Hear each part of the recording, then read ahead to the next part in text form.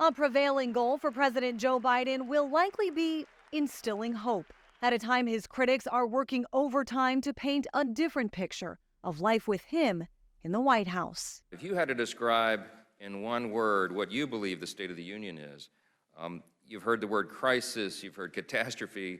I think maybe a summary is decline. With polls showing immigration now the top issue for many voters, President Biden just visited the border and blamed Republicans for not passing legislation that could have helped. It's time for the speakers and some of my Republican friends in Congress who are blocking this bill to show a little spine.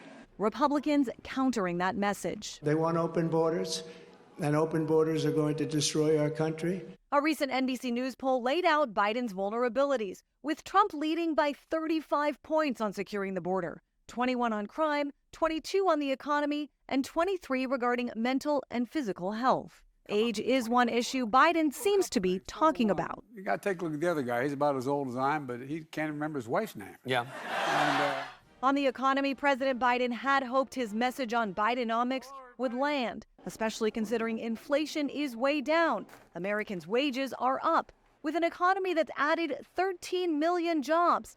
Instead, this message from Republicans seems to be more pervasive. It was Joe Biden's runaway spending that led to double-digit inflation, historic interest rates, and bank collapses. Biden also expected to lean in on a consistently winning message, reproductive rights, reminding voters Trump was responsible for overturning Roe v. Wade. How far will he go?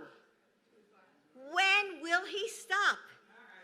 You know the answer. He won't. We'll also be watching to see how President Biden addresses Israel's war with Hamas, his previous support for Israel prompting hundreds of thousands of people to vote uncommitted in recent primary races.